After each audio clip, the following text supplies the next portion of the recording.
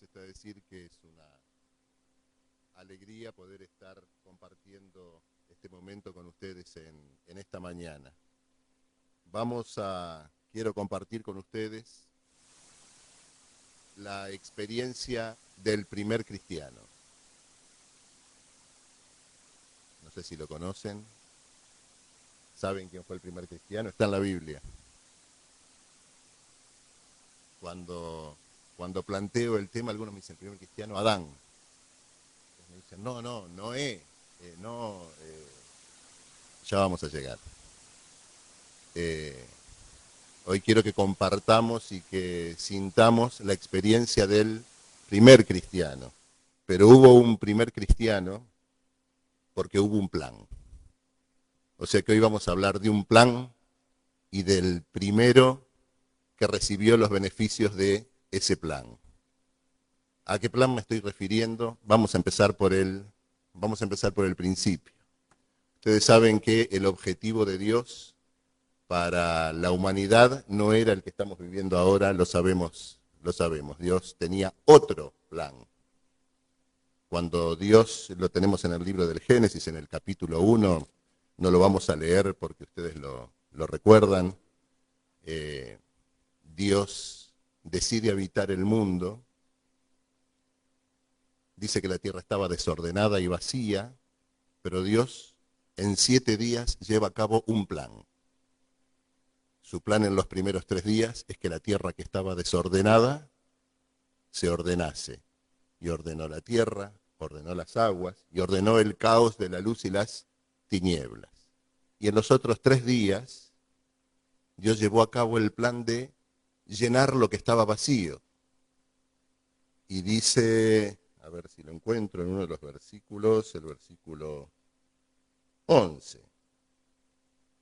Génesis 1 en el versículo 11 dice,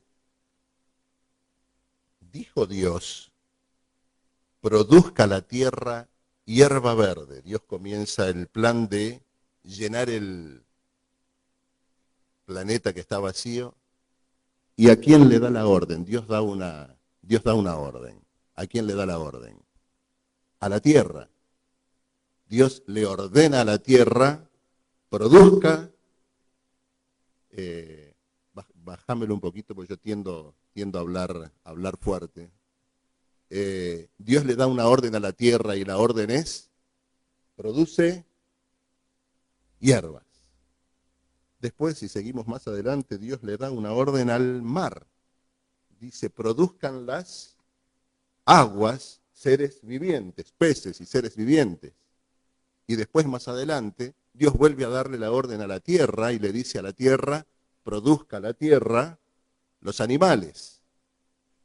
A ver si ustedes me acompañan. Dios está llevando a cabo su plan perfecto para llenar la tierra y le da una orden a la tierra, una orden al agua y una orden nuevamente a la tierra para que produzca animales. Pero en algún momento de ese día faltaba algo. Dios iba a crear al hombre. Y cuando crea el hombre, Dios no le da la orden ni a la tierra ni al mar. Dice el registro en el libro del Génesis que Dios, al crear al hombre, habló consigo mismo. No le dio la orden, no somos como los animales, aunque compartimos el código genético, ¿sí? en buena medida. Dios, cuando decide crear al hombre, se da a sí mismo la orden. Dice el libro del Génesis, dijo Dios, hagamos al hombre a nuestra imagen y semejanza. Dios decide crear una raza para que sea su compañía, para relacionarse con ella, para tener una comunión, una comunicación. Crea personas que pueden tener la capacidad de relacionarse con él, de comunicarse con él, de entenderse con él. Por eso la orden no se la da ni a la tierra ni al agua, la orden es de Dios para consigo mismo. Dios habla con él cuando crea al hombre. Y el plan perfecto de Dios termina con ese 7º día en el que Dios descansa de su creación y descansa en comunión con el hombre. Pero El plan original de Dios, todos lo sabemos, fue boicoteado.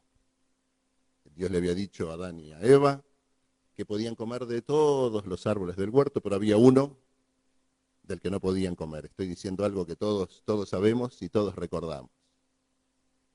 Pero de pronto aparece la serpiente, ¿no?, que engaña a Eva.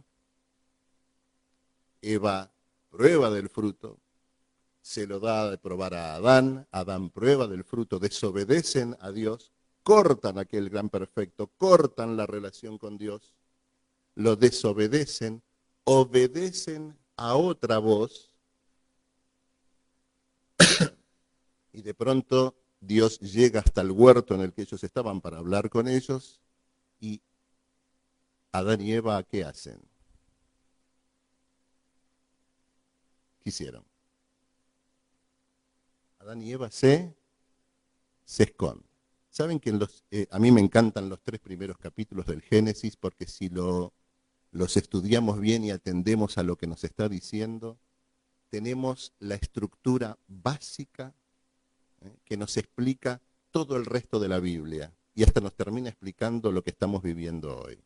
Hay muchas veces dicen, ¿dónde está Dios?, dice la gente, ¿no? Hoy en día lo escuchamos a menudo. ¿Dónde está Dios?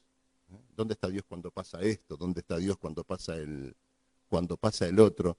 En Génesis tenemos la explicación. No es el hombre el que se escondió, no es Dios el que se escondió.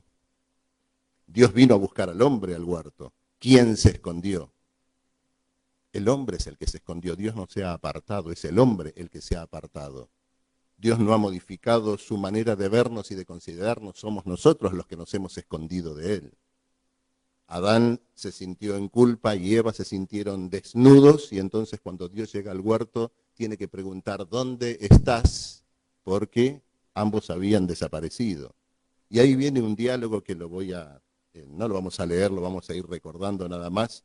Viene un diálogo entre Dios, la mujer, el hombre y la serpiente, aunque la serpiente no habló, pero Dios sí se dirigió a ella. Dios le dice al hombre, ¿qué es lo que pasó? ¿Por qué te escondiste? Y lo primero que hizo el hombre fue, acá hay la palabra clave en este pasaje es, ¿quién tiene la culpa? Muy bien. A partir de ahí, y es un tema que ha continuado hasta el día de hoy, ¿no? ¿Quién tiene la culpa?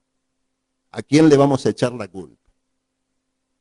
Dios llega, el hombre no está escondido, ¿dónde estás? Por allí Adán aparece y entonces Dios le dice qué es lo que pasó. Y Adán no explica lo que pasó. Lo primero que intenta es echarle la culpa a alguien. La mujer que tú me diste. No me queda claro si la culpa era para la mujer o en realidad le estaba diciendo, a ver, tú me la diste, hacete cargo. Habla con la mujer y la mujer le dice, la serpiente. A ver cómo es esto, Eva. La serpiente que tú creaste. No sé otra vez si le está echando la culpa a la serpiente o le está echando la culpa a Dios. Tú pusiste los animales en el huerto, se me apareció el animal. ¿Quién tiene la culpa? Bueno, la serpiente no habla en ese momento, pero Dios les había dicho algo. Les había dicho que la consecuencia de separarse de su plan de vida es la muerte. Si yo me separo del dador de la vida, la consecuencia es la muerte. Y la serpiente había sido muy astuta, les había dicho, no moriréis. Y de hecho, cuando Eva prueba el primer bocado, supongo que la serpiente se debe haber reído junto con Eva y le ha dicho, viste que no te morías. Y Adán comió el primer bocado y se sintió desnudo, culpable, pero no se murió. De hecho, no hubo muerte en aquel momento. No murió ni Adán ni Eva. ¿Quién murió? Yo dije, no hubo muerte en aquel momento. Pero pocos instantes después, hubo muerte. ¿Quién murió? Hubo un cordero que los cubrió de su desnudez, ocultó su vergüenza y de alguna manera cargó con el castigo en aquella mañana o aquella tarde en el Edén. Hubo un cordero. Y junto con la muerte de ese cordero, que no dejó de ser un símbolo, vino una promesa. Y esta promesa fue dicha mirando a la serpiente a los ojos, porque Jehová le dijo: voy a poner enemistad entre ti y la mujer. Ahora están juntos, pero voy a poner enemistad entre ti y la mujer, entre tu simiente y la simiente de la mujer. Dice, aunque no está puesto en este orden, pero lo dijo, tú la vas a herir en el talón, pero ella te va a aplastar la cabeza.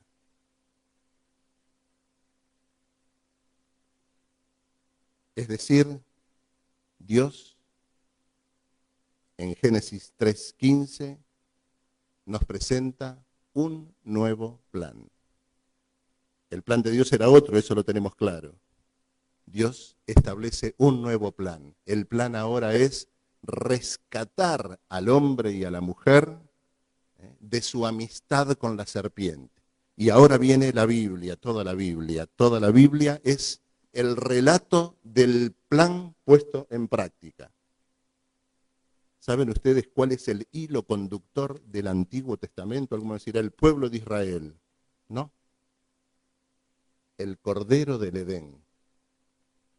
El hilo conductor. Todo lo que la Biblia nos va contando, va apuntando a señalar al Cordero de Dios que un día va a venir a quitar los pecados del mundo. El nuevo plan de Dios es que el hombre y la mujer puedan alcanzar vida si alguien los sustituye como los sustituyó el Cordero en el Edén. Y entonces, todo el relato de la Biblia, busquen ustedes en los profetas, busquen ustedes en los salmos, busquen ustedes en los libros históricos, y van a ver que parece que se nos está hablando de Israel, pero por un solo objetivo. ¿Por qué Israel era distinto de los demás pueblos? ¿Por qué Dios eligió a Israel? Opción 1, ¿los quería más que a los demás? La lección de esta semana con el libro de Jonás nos muestra que Dios quería también a los enemigos de Israel y les mandó un profeta para que se arrepintieran. También eran sus hijos. ¿Eran más inteligentes y más dóciles? No sé si eran más inteligentes, pero no eran más dóciles. Todo lo contrario. La historia es la historia de un pueblo obcecado y rebelde que vez tras vez va en contra del plan divino, pero la historia de la Biblia también nos cuenta que Dios va a cumplir su plan y su propósito a pesar de todas las oposiciones y a pesar de que su propio pueblo elegido se rebele y no la quiera cumplir. Lo que nos muestra la Biblia es que Dios eligió a Israel con un gran propósito. Puede haber otros que se derivan de ese, pero el gran propósito era ser el receptáculo de la simiente. No sé si se entendió. El propósito de Israel era brindar el ámbito en el tiempo y en el espacio para que naciera el Salvador.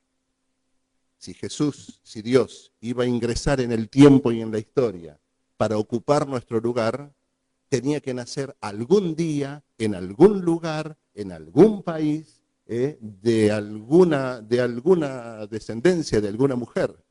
Y lo que hace Dios durante todo el Antiguo Testamento es enviar a sus profetas para mostrarnos por dónde viene la genealogía. Dios hizo ese pacto con Adán y con Eva en el Edén, pero después vuelve a hacer el mismo pacto con Noé. Y le dice, voy a hacer un pacto contigo. Y ustedes recuerdan que puso una señal como el sello, la legitimación de ese pacto, de uno de tus hijos. Pero después Dios vuelve a hacer el pacto con Abraham, que es descendiente de uno de los hijos. Nosotros podríamos decir, a ver, Sem, Cam o Jafet. ¿Por qué línea va a venir el Salvador? Y Dios dice a través de Abraham, por aquí, por esta línea, por la línea de Sem. Y después Dios vuelve a hacer el pacto con Isaac, porque Abraham tenía 2 hijos. ¿Era por los árabes o era por los judíos o los israelitas? Era por los israelitas. Y después seguimos leyendo la historia de la Biblia y Dios vuelve a hacer el pacto. Y esta vez lo hace con Jacob. ¿Era con Jacob o con Esaú? Era con Jacob. Y seguimos leyendo la Biblia y Dios vuelve a hacer el pacto. El pacto lo hace con Jacob y le dice, de uno de tus hijos. ¿Y cuándo vuelve a hacer Dios el pacto? Vuelve a hacer un pacto la última vez, la 7ª vez que se nos dice en la Biblia que Dios hace un pacto y le dice, de ti saldrá. Es con David. A David le dice, de ti saldrá. Y a partir de ahí, todas las genealogías que están en la Biblia, qué aburrido cuando hacemos el año bíblico, ¿no? Y Mahaleel engendró a Lamec, y Lamec engendró a no sé cuánto, y el otro engendró al no sé qué, y ya me olvidé, nos olvidamos de los nombres, y para qué estará todo esto acá en la Biblia. Es un certificado de nacimiento del Mesías. ¿Sí? Porque Dios le dijo a David, de ti, y allí continúa la genealogía en la Biblia, hasta que un día Mateo, en su primer capítulo, dice, ¿qué es lo que dice? ¿Recuerdan ustedes cómo comienza el Nuevo Testamento? El Nuevo Testamento comienza diciendo, libro de la generación de Jesucristo, hijo de David, hijo de Abraham, y Abraham engendró a tal y tal, engendró a tal, y el Nuevo Testamento confirma que ese niño que nació en Belén es el que desciende de todas las genealogías que durante siglos fueron siendo atesoradas en el Antiguo Testamento, para que no tuviéramos la más mínima duda de que ese hombre que caminó por Belén estaba cumpliendo el plan de Dios. Él era el Cordero. Pero tenemos en el Antiguo Testamento, miren, en el libro del Génesis es interesantísimo. Estamos leyendo la historia de José, ¿no? Que se lleva como 7, 8 capítulos del Génesis, la gran parte del Génesis la lleva la historia de José. Y José en un momento les dice algo a sus hermanos cuando se reencuentra con ellos. ¿Se acuerdan lo que les dice? Les dice que no les tiene rencor, pero les dice por qué. Dice, porque Dios usó esta situación, Dios me trajo a Egipto. No fueron ustedes, olvídense, quítense la culpa. Dios tenía un plan y el plan era que yo estuviera aquí para proteger a la simiente. Si José no hubiera estado en Egipto, Jacob y sus hijos hubieran muerto. Pero José les dice, Dios me trajo aquí para proteger la descendencia, para proteger la línea genealógica del Mesías. Y en el mismo capítulo, en el mismo libro del Génesis, estamos leyendo la historia de José, y de repente se corta la historia de José, y aparece ahí un capítulo descolgado, porque después sigue la historia de José. Miren que José fue llevado a Egipto, que la túnica de color, no sé cuánto, se interrumpe, y aparece la historia de Judá y su afer con Tamar. Y uno dice, ¿para qué me cortan la historia de José y me meten en el medio esta historia de Judá y de Tamar que no tiene nada que ver en el relato? La podrían haber puesto antes, después. ¿Por qué está la historia de Judá y de Tamar allí? ¿Por qué está esa infidelidad de Judá y la explicación está en Mateo 1:1? Porque de ese afer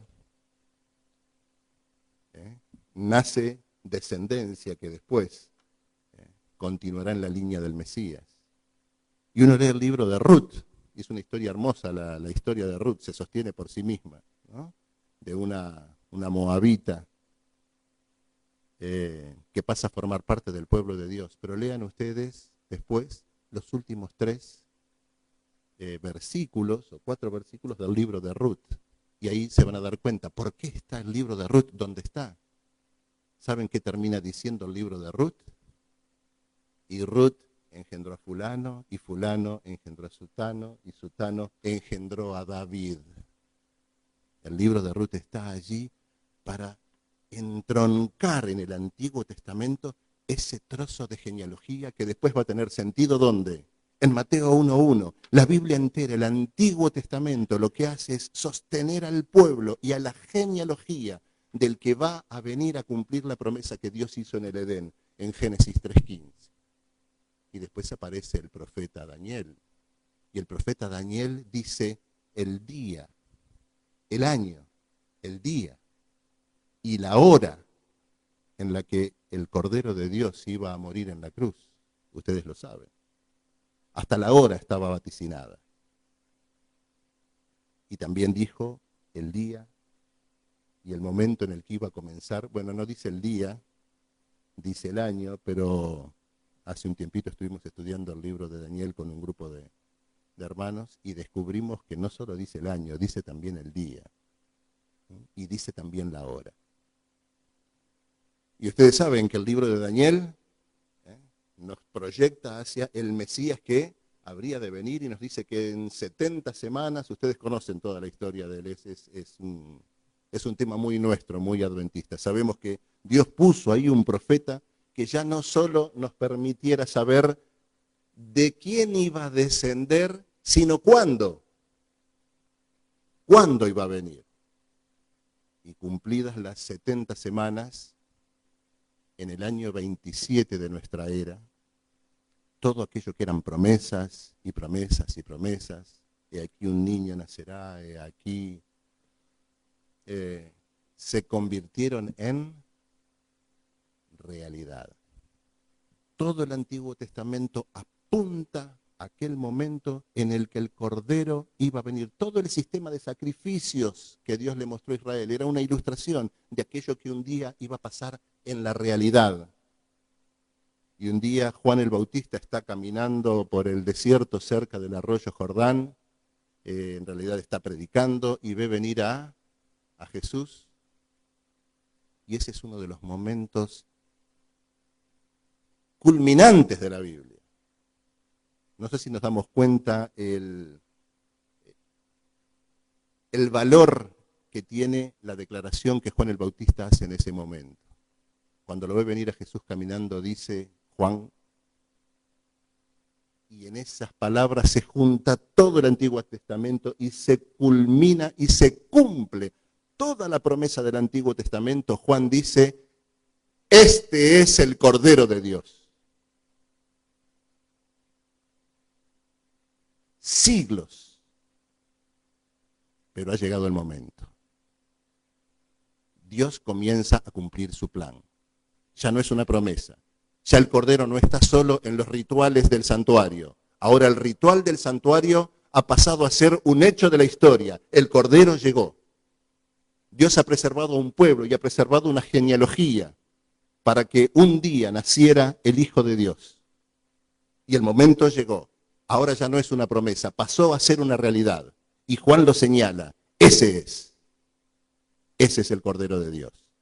Y Mateo dice, ese es, porque tal engendró a tal, y tal engendró a tal, y tal engendró a tal. Y este engendró a María, y de María Jesús.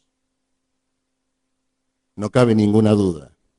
Y Jesús está 3 años y medio aproximadamente mostrándonos el carácter de su Padre, mostrándonos que Dios no es como el Dios que creemos que es, mostrándonos que Dios es un Dios que nos ama, mostrándonos que Dios tiene un plan y que Él vino a cumplirlo, mostrándonos que el propósito de Dios es nuestra salvación, mostrándonos que es necesario que Él muera para que nosotros tengamos vida.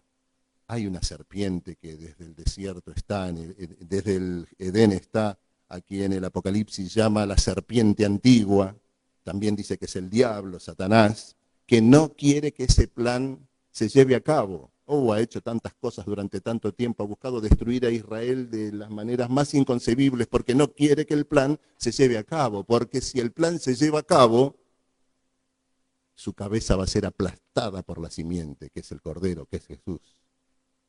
Ha hecho lo imposible y continúa haciendo lo imposible durante la vida de Jesús.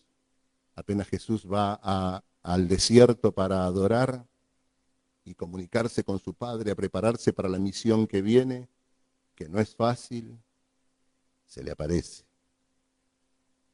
Y en la última de las tentaciones, quizás difícil de entender, pero el Cordero vino a rescatar el reino que Adán le había entregado a Satanás.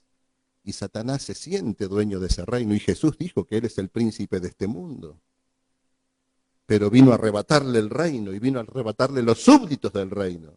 Y Satanás le dice, no tenés que pasar por nada, no tenés que seguir el plan, no tenés que morir. Lo único que tenés que hacer ahora es reconocerme como el dueño legítimo de tus súbditos y yo te los doy. ¿Se acuerdan ustedes la tentación? Si postrándote me adorares, todo este reino te lo daré. Pero la historia continúa con Jesús, sus 12 discípulos. Ustedes saben la vida de Jesús, lo que Él nos enseña, lo que Él nos muestra, hasta que empieza a acercarse el momento que había profetizado el profeta Daniel. Jesús se refería tácitamente a Daniel muy a menudo. Él decía, no ha llegado aún la hora. Vamos a hacer tal cosa, no, decía él. Todavía no llegó mi hora. Todavía no llegó el momento. ¿Y cómo sabía Jesús que no había llegado el momento? Por la misma manera en la que nosotros podríamos haberlo sabido, y es porque Él leía las profecías y las profecías señalaban el momento exacto. Y Jesús les decía, todavía no ha llegado mi hora. Pero quiero ir con ustedes ahora al momento en el que la hora llegó. El momento en el que todas las profecías del Antiguo Testamento encuentran su culminación más plena, el momento de la cruz. Y en el que todo el Nuevo Testamento tiene significado, porque sin la cruz no tendríamos Nuevo Testamento. Quiero llevarlos ahora a ese punto, al momento de la cruz, al momento en el que Satanás va a ver su cabeza pisada por la simiente y destrozada y aplastada. Y mientras recuerdo ese momento, me gustaría que nosotros hagamos una composición de lugar, me gustaría preguntarles, ¿con cuál de los personajes que rodean la cruz nos sentimos más identificados? ¿Quiénes rodeaban la cruz? Empezamos con los discípulos de Jesús. Quizás tendríamos que ubicarnos en esa lista, ¿no? Nos sentimos discípulos de Jesús. ¿Con cuál de ellos nos identificamos? ¿Con el Pedro impetuoso que le dijo, aunque todos te negaren, yo nunca te negaré? Y cuando Jesús está en el Calvario, Pedro está por lo menos a unas cuadras de distancia, desaparecido y llorando amargamente. Con el resto de los discípulos que ni se mencionan, y sabemos que no estaban, que huyeron temerosos.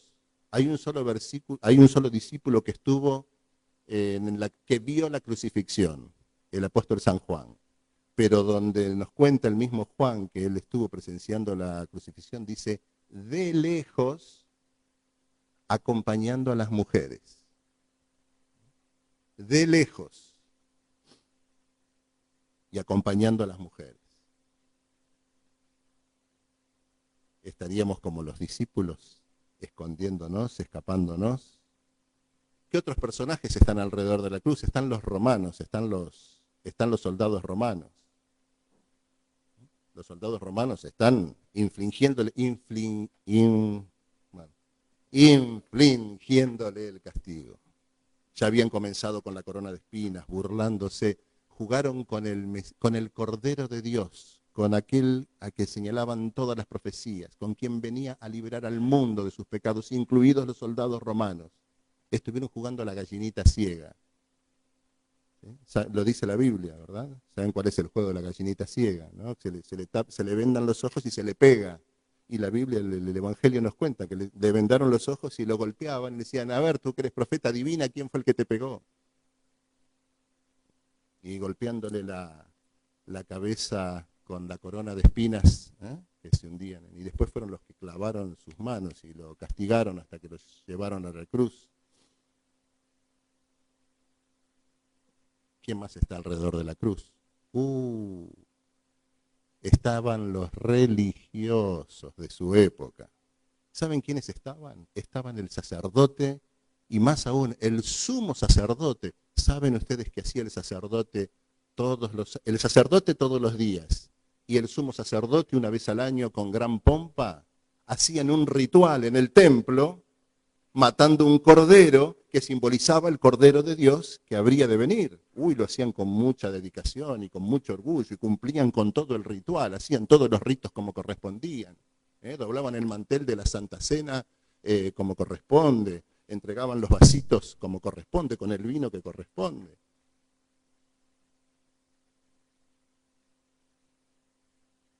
Pero en ese momento el cordero, estaban ejecutando al verdadero cordero sin darse cuenta. ¿Quién más estaba? ¿Quién más estaba junto a la cruz? Estaba el pueblo entero, estaba todo el pueblo. A ver, pueblo sin memoria, ¿será que es como nosotros ese pueblo? Sin memoria porque hacía 5 días antes, Jesús entraba en un burrito y el pueblo salió a las calles a recibirlo, estaba enfervorizado, esperaban que Jesús hiciera algo fantástico por ellos. Querían seguir comiendo como habían comido en el campo cuando Jesús había repartido el alimento. Querían un rey que los liderara para vivir más cómodos y para vivir más libres en este mundo. Entonces estaban allí alabándolo y aplaudiéndolo y adorándolo con ramas de palmas. Y ahora, eso fue el domingo, lunes, martes, miércoles, jueves, viernes, y estaban pidiendo que lo mataran. El pueblo gritando, crucifícale, crucifícale. Tenemos acá un ladrón sedicioso de estos que plantean la inseguridad, que los vemos todos los días en el informativo. Acá lo tenemos, vamos a soltar a este que es el que los alimentó y el que los sanó y el que les... No, suelta al ladrón, a este mátalo. ¿Por qué? Dice Elena de White que los demonios gritaban entre la multitud. Los demonios enardecidos enardecían a la multitud. Satanás estaba queriendo aplastar al cordero. Estaba queriendo destruirlo. Y también estaban presentes los demonios. Y estaba presente Satanás. Pero también estaban el Padre y los ángeles contemplando la escena desde el cielo. Y estaban los habitantes de todos los mundos y de todos los planetas mirando ese momento, porque en ese momento no solo se jugaba el destino de la humanidad, se jugaba el destino del universo y de la soberanía de Dios en el universo entero. Estaban Dios y sus ángeles en silencio, quizás hasta llorando. Estaban los demonios incitando a la multitud. Estaba el pueblo abandonando a Jesús. ¿Se pusieron ustedes un instante a pensar en la mente de Jesús en ese momento? ¿Alguien pensó en algún momento en la mente de Jesús? Saben que a mí hace poco he recibido algunas traiciones de parte de algunos familiares. No tiene ni comparación con lo que puede y debe haber recibido, sentido y tenido Jesús en ese momento. El Cordero de Dios, aquel que estaba predicho y preanunciado en toda la profecía, había llegado a cumplir lo que salvaría a la humanidad para siempre. Sus amigos desaparecidos, el pueblo al que él había sanado y curado y hasta levantado de los muertos, pidiendo que lo mataran. Los sacerdotes que durante años habían mantenido la noción del cordero que habría de venir, no se daban cuenta, al contrario, no solo no se daban cuenta, eran insensibles, querían destruirlo, fueron los principales actores. Los soldados romanos ejerciendo con su poder la autoridad para llevar a cabo los propósitos de los sacerdotes, los demonios gritando. Parecía en ese momento que todo lo que Jesús estaba haciendo no tenía sentido. No tenía sentido, estaba solo, absolutamente solo. Si hubiéramos estado ahí, hasta hubiera parecido que Satanás estaba ganando en ese momento. Y estaba logrando su propósito, estaba arruinando el plan de Dios. Pero de pronto, cuando parece que Jesús está absolutamente solo y que su sacrificio no tiene sentido, se escucha una voz.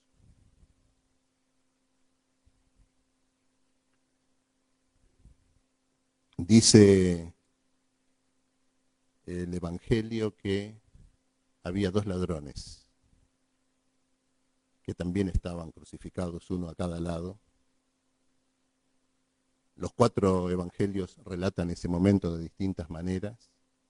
Dice uno que se burlaban de él. Le decían, tú eres el Hijo de Dios. Ese sí, me hace acordar a otro que le decía en el desierto, sí, es muy satánico ese sí, ¿no? Si tú eres el Hijo de Dios, desciende, bájate, líbrate a ti mismo, a tanto salvaste, a ti no te puedes salvar.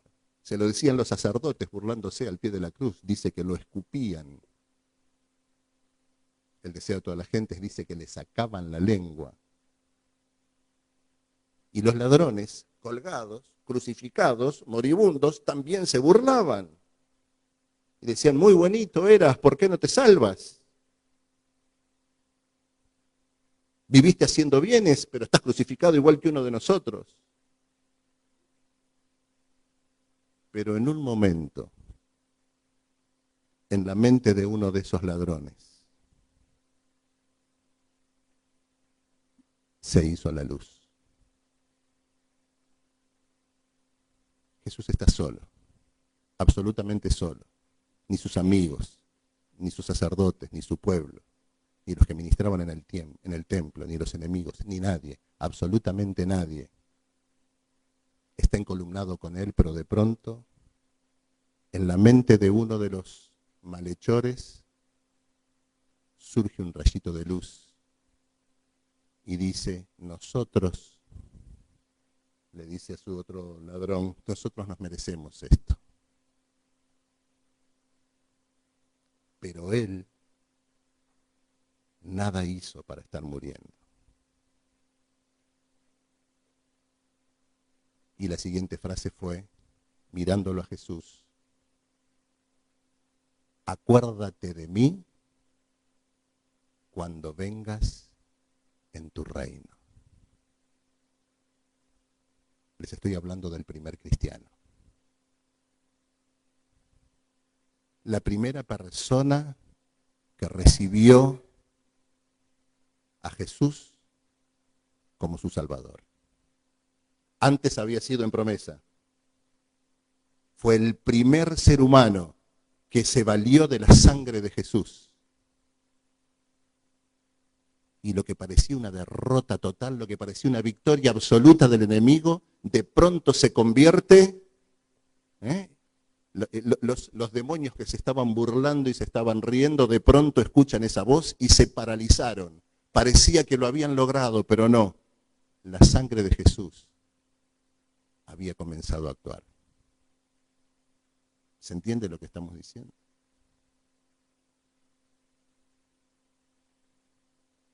Y si nos dicen que en el cielo hay gritos de gozo y cánticos de gozo con cada pecador que se arrepiente, creo que en ese momento el cielo que estaba expectante tiene que haber prorrumpido en alabanzas.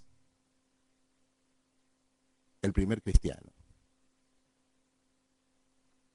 ¿Qué tiene este primer cristiano para decirnos a nosotros hoy?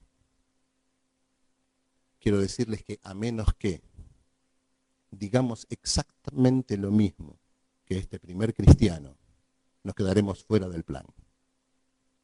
Pero si podemos hacer y decir lo mismo que este primer cristiano, pasaremos a estar amparados, cubiertos por el plan de Dios para rescatarnos. ¿Qué dijo este primer cristiano? Yo merezco estar aquí. Reconozco mi culpa. Soy pecador. Merezco la muerte. Él es santo. Él es santo.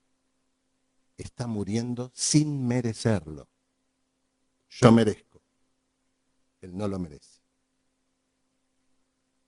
Y después le dijo, tú eres rey. No se lo dijo de esa manera, Pero le dijo, acuérdate de mí cuando vengas en tu reino. Quiere decir que estaba reconociendo que Jesús era el rey, que ese cartel arriba que decía el rey de los judíos no era solo una burla de parte de los romanos. Estaba reconociendo que Jesús es el rey, estaba reconociendo que Jesús es el Cordero de Dios que quita los pecados del mundo. Estaba reconociendo que toda la Biblia nos habla, apunta a un solo momento y a un solo instante, que es Jesús en la cruz. Por eso Pablo dijo, a partir de ahora yo voy a predicar una sola cosa, Jesús crucificado. Porque en ese momento Dios aplastó la cabeza de la serpiente para siempre. El diablo fue derrotado. Su plan no tiene futuro.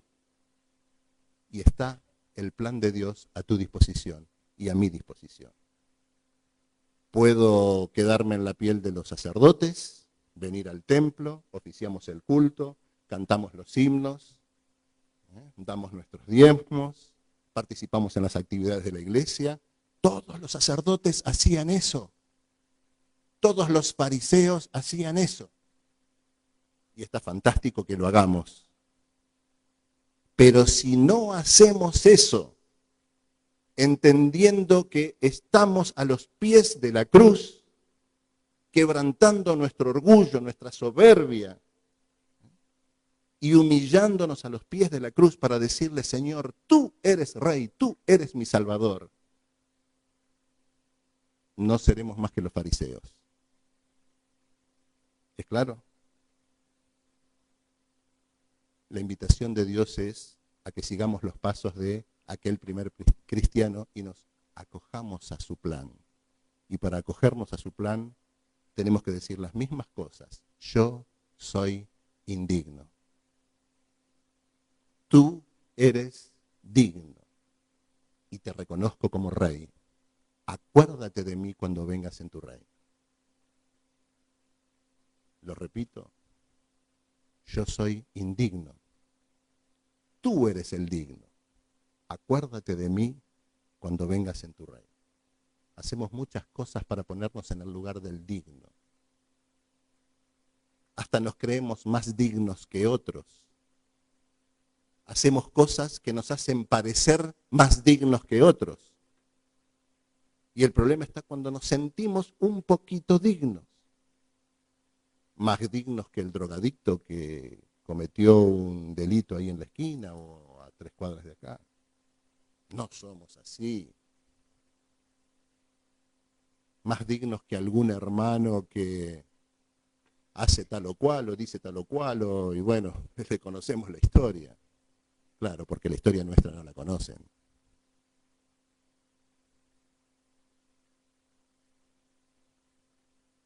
Paso número 1. Soy indigno. Todos somos indignos. Paso número 2. Tú eres el digno. Paso número 3. Acuérdate de nosotros. Y la única manera que podemos decir eso es, como lo dijo San Pablo, con Cristo estoy juntamente crucificado, ya no soy yo. Ya no vivo yo. Ahora es Él el que vive en mí. Que esta pueda ser nuestra experiencia, una de entrega total y completa. Pero la entrega total y completa no abarca las cosas que nosotros a veces pensamos que abarca. ¿Saben lo que dice el camino a Cristo con respecto de la entrega total y completa? Dice que Jesús nos pide que le entreguemos parte o todo. Todo. ¿Y qué dice el camino a Cristo cuando habla de entregarle todo? Dice, a algunas personas les cuesta esto de entregar todo. ¿Pero qué es entregar todo? Ella dice, es entregar nuestra necesidad, nuestra inmundicia, nuestra desgracia, nuestro pecado. Eso es lo único que tenemos para dar. Pero cuando nosotros podemos reconocer nuestra necesidad, nuestra profunda indignidad, y podemos entregarla a los pies de la cruz y decirle, somos indignos, pero tú eres digno. Que el Señor se acuerde de nosotros el día muy pronto que venga en su reino.